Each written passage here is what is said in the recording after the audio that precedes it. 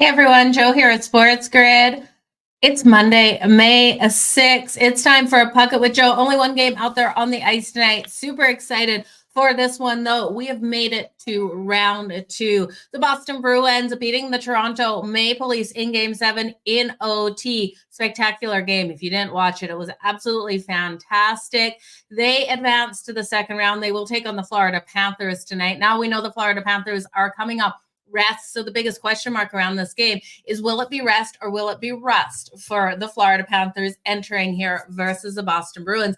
I really do think this is a rest factor coming into this one. The Florida Panthers are, they've been watching these games. They're ready to take on whoever they would face in this one. I'm sure they were expecting to take on the Boston Bruins. We know the history between these two. They were able to come back from a deficit in the last year in the playoffs. So they know they can beat the Boston Bruins. I think they come in with that confidence.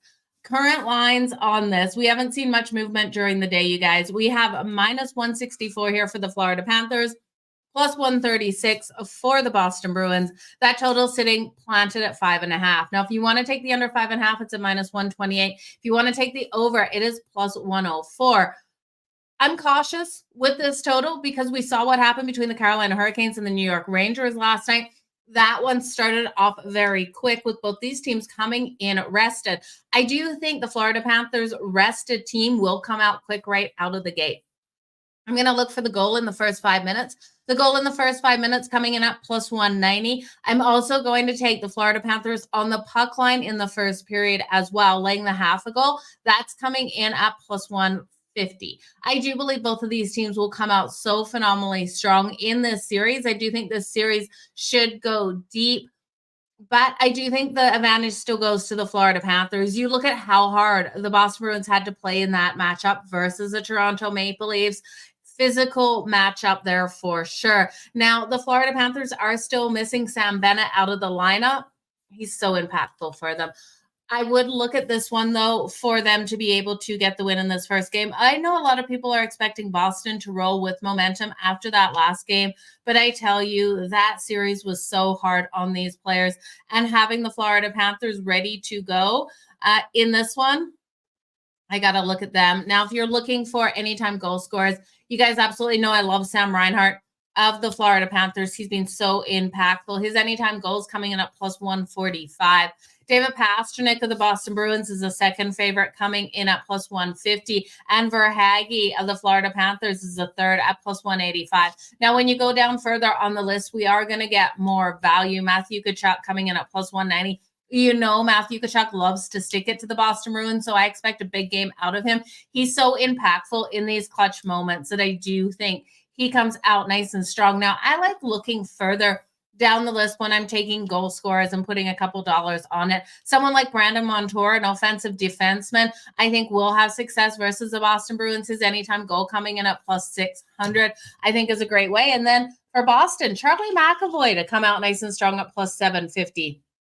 We know the Florida Panthers are so strong on the defensive side of things, so I do think Boston's shots on goal will be limited in this game. When we turn over to some goalie props, we are seeing Swayman as the goaltender listed per FanDuel for his safe shots on goal. That number coming in at 29.5.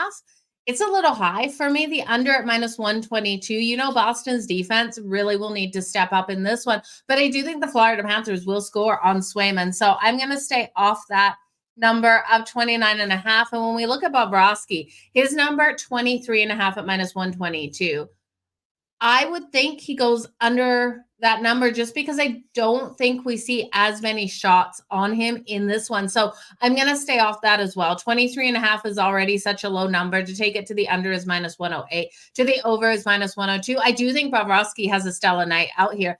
Don't get me wrong, but the Florida Panthers so strong at limiting their opponent's ability to get those shots on goal. This is a team that was rivaling with the Carolina Hurricanes for the shots on goal to end the season. Defense really stepping up. And in the second round here, with so many strong offensive players on Boston, the defense of the Florida Panthers knows they have to get in front of that puck. They have to give Bobrovsky the support.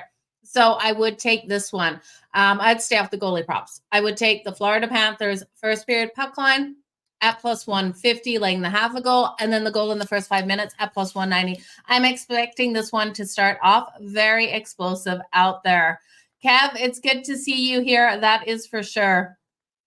Whose fault is it with the Maple Leafs? I think it's the core four. You guys, that core group of the Maple Leafs just isn't working well together. You got Austin Matthews, William Nylander, Tyler Bertuzzi, and Mitch Marner. The four of them, I don't know what it is out there on the ice. They have all the talent in the world. We saw Nylander really step up without Matthews on the ice. All of these players are locked into contracts and no trade clauses, so it'll be interesting to see if anyone wants to go. I think the only two players that could be moved out of Toronto is Tyler Bertuzzi and Mitch Marner if they choose to move. Now, I keep hearing rumors that Mitch Marner and Corey Perry, who's with the Edmonton Oilers right now, will switch places. So that would be phenomenal to see. Mitch Marner would be a great addition to Edmonton, and Corey Perry, we know he's a player that is able to push a team to make the Stanley Cup. So we'll see what happens with Edmonton in their series versus the Vancouver Canucks and how Corey Perry does. But I'm not blaming it on the coaches, even though I do think the coaches need to change. I think that there needs to be fresh life in Toronto. It's just not working. They need an attitude change there. Toronto, it seems like that whole team is more about getting their points, building their stats, and not coming together and getting the wins together. They're always one step away in their minds of winning, but winning what? They're not making it. You know, last year they showed up in the second round. They made it to the second round, then didn't show up. So Toronto, it's frustration. It must be as a fan. At least they did better than the Winnipeg Jets. I tell you, the Winnipeg Jets absolutely fell flat on their faces in the playoffs this season. I was so disappointed in that. Okay, Kev, good to see you. Panthers first period puck line. I absolutely love it. So you guys, Verhaeghe always gets the points. Yeah, Verhaeghe very strong at getting those points. Florida Phillies on the money line. I like it. I like where you're going with that one. We have a loaded day on the MLB slate on the Diamonds. So you guys, I will be live on Game Time Decisions at 5:02 my time, so 7:02 Eastern. So make sure you come over and join me over there. We're going to be talking all of these games on the Diamonds. Also, looking at, I will be on Sports Rage. Sorry, just reading your comments. I'll be on Sports Rage as well tonight at 10:14 Eastern with Gabe and Cam. So I will meet you guys there too. Okay, you guys, all the best in all of your bets.